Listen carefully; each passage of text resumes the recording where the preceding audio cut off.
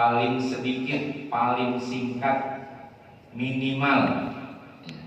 Sholat kusuf itu baik dia kusufus syams atau kusuful qamar, gerhana matahari maupun gerhana bulan, yang namanya minimal atau paling singkat pelaksanaannya rakaat ini dilakukan 2 rakaat, kasunnatiz zuhri, seperti 2 rakaat sholat sunnah zuhur.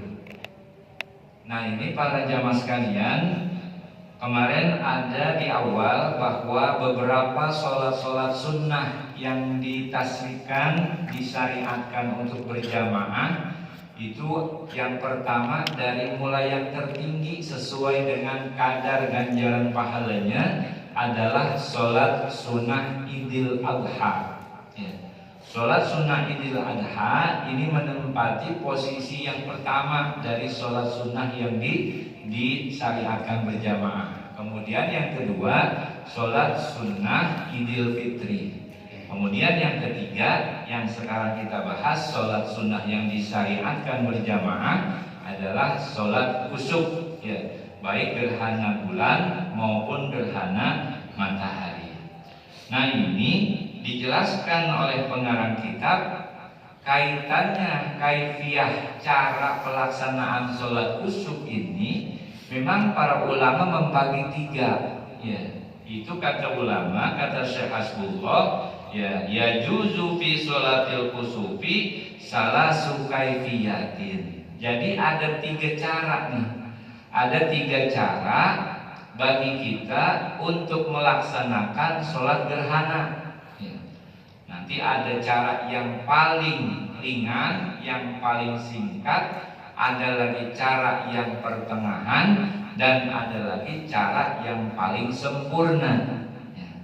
Nah, ini kita kembali dulu nih, ya, dari makna kusuf itu sendiri, ya, dan lihat sejarahnya bahwa saudara-saudara yang namanya gerhana ini kan merupakan bagian salah satu fenomena alam, ya, di mana ya dari bintang-bintang yang ada di ruang angkasa semacam matahari, kemudian bulan dan bumi ini berada pada satu garis, ya.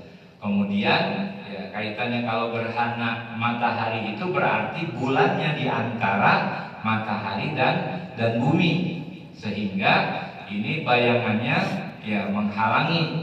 Kalau gerhana bulan berarti yang berada di antara matahari dan di antara buminya itu di antara matahari dan bulan. Nanti biasanya ada titik yang kita sebut dengan penumbra dan wa min ayatu wasyamsu wal qamaru, ya. Dan di antara tanda-tanda kebesaran Allah Subhanahu wa taala ada asyamsu, ada al-lailu, adanya malam, kemudian adanya siang, adanya matahari dan bulan. La tasjudu, ya, kita diingatkan sama Allah, la tasjudu lisyamsi wal qamar. Jangan kalian menyembah matahari dan bulan. Wasjudu lillahilladzi khalaqahunna, kata Allah.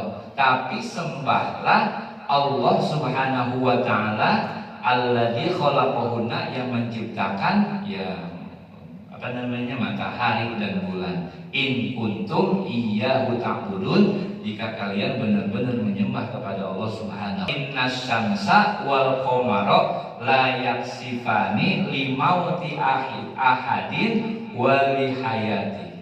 Jadi yang namanya matahari, bulan itu tidak ada terjadi gerhana bukan kaitannya dengan apa? Dengan kematian seseorang ataupun kelahiran seseorang. Nah, ini kaitannya walakinnahuma ayatani min ayatillah. Yang namanya gerhana matahari, gerhana bulan merupakan salah satu tanda kebesaran dari Allah Subhanahu wa taala. Ya, kata Rasulullah, wa idza ra'aitumuhuma, kalau kalian nemuin tuh ya ngalamin gerhana matahari atau gerhana bumi, ya faqumu wa shollu, kita diperintahin untuk melaksanakan sholat kusufi antusolliya rakaataini kasunnati zuhri.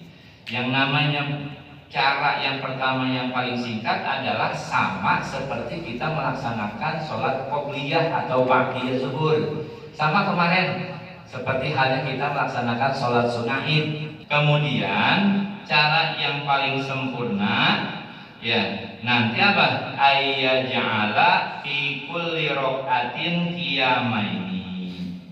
Cara yang paling sempurna nih, ya pengarang mengatakan, ya yang paling sempurna itu adalah orang yang melaksanakan sholat kusuf, sholat gerhana, menjadikan pada setiap rakaat itu 2 kali berdiri dan juga ya yutilul qiraata dengan memanjangkan bacaan surat fihima pada kedua keadaan berdiri. Ya. Ini yang pertama dengan cara singkat tanpa 2 kali berdiri. Ya. Tapi kalau yang paling sempurna pelaksanaan sholat kusuf ini dilaksanakan 2 rakaat. Setiap rakaat itu dengan mengambil berapa? 2 kali berdiri. Dan berdirinya ini tentunya dengan sunnah memanjangkan bacaan, terutama bacaan surah. Ya. Kemudian waruku'aini, di samping 2 kali berdiri setiap rakaat juga 2 kali ruku. Nah, ini sama yutilu tasbiha fihima dengan memanjangkan bacaan tasbih pada keduanya. Ya, 2 rakaat sama tuh. Tapi setiap rakaat melaksanakan 2 kali berdiri dan 2 kali ruku. Cuma bedanya kalau yang pertengahan bacaannya tidak sepanjang pada cara yang sempurna, cara yang ketiga. Ya, nanti dijelaskan cara-cara yang paling sempurna itu dijelaskan dengan cara Nabi melaksanakan sholat gerhana. Ya. Kalau cara yang paling sempurna ini dijelaskan dengan ittiba kepada Nabi ketika dia mengawali sholat dengan niat usolli baca surah. Surahnya itu seukuran 100 ayat. Ya, yang paling afdol ini biasanya Al-Baqarah. Jadi pada rakaat yang pertama, berdiri pertama dia baca Fatihah sampai Al-Baqarah. Habis Al-Baqarah selesai, kemudian dia ruku. Ruku membaca tasbihnya disesuaikan dengan karena awalan dia baca surah panjang, maka sunnahnya pembaca tasbih disesuaikan seukuran berapa? Misalnya katakanlah 100 kali tasbih dibaca. Setelah itu dia ruku kemudian bangun. Nah ini ketika dia bangun dia mengucapkan sami Allahu liman hamidah, kemudian dia sedekap lagi untuk berdiri yang kedua bacaannya. Ya. Dengan baca apa? Baca Fatihah lagi. Kemudian baca Fatihah lagi. Setelah baca Fatihah kemudian baca surah yang lebih pendek dari bacaan berdiri pertama. Kalau yang pertama dia baca Al-Baqarah, kemudian dia berdiri yang kedua dia membaca Ali Imran. Sudah selesai, kemudian kita takbir untuk ruku. Allahu Akbar, kita baca ruku dan ini diperbanyak karena pertama, ya sunnahnya begitu. Kemudian yang dipermasalahkan pada bangun daripada ruku, ya ruku yang pertama ini para ulama selisih mengucapkannya, ada yang bagus sami Allahu liman hamidah ataukah dia mengucapkan takbir Allahu Akbar.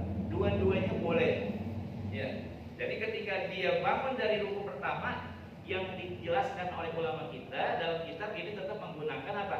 Sami Allahu liman hamidah. Dengan tetap mengucapkan Robbana lakal hamdu mil'us samawati wa mil'ul ardi wa mil'u ma syi'ta min syai'in ba'du. Cuma setelah itu harus diperhatikan jangan sampai nanti langsung sujud karena baru 1 kali. 1 kali diri dan 1 kali ruku, masih ada kita bersedekah lagi untuk baca Fatihah, kemudian baca surah lagi. Kalau yang kedua pada rakaat pertama ya, itu kita baca Fatihah, kemudian baca surah lebih pendek dari Al-Baqarah, misalnya Ali Imran. Udah selesai Ali Imran, kita ruku lebih pendek. An-Nisa dan Al-Maidah. Itu seperti itu. Wala ziyadatu fis sujudi. Wala ziyadata fis sujudi, dan tidak ada tambahan pada kalimat tasbih pada dalam sujud. Jadi kalau sujud ada satu pendapat boleh ditambah dan boleh seperti itu. Berapa? Kamalul adna 3, ya Pak, 3. Khutbah tani ada yang namanya khutbah. Ya, sama kayak sholat Id. Jadi sholat dulu, kemudian nanti baru di situ dilanjutkan dengan 2 khutbah. Ya. Khutbah Id seperti sama halnya seperti khutbah Id. Lakinnahu, akan tetapi yastaghfirullah ta'ala, dia tuh memohon ampun kepada Allah Subhanahu wa taala fi awalil ula, pada awal permulaan khutbah yang pertama. Kalau khutbah dalam Idul Fitri, Idul Adha, khutbah pertama tuh sebelumnya, ya sebelum muqaddimah, bacaan takbirnya itu 9. Allahu Akbar, Allahu Akbar. Nah, tapi kalau sholat kusuf ini bacaan takbirnya diganti. Ya, diganti dengan apa? Dengan apaan? Dibacanya 7 kali astagfirullahaladzim, astagfirullahaladzim.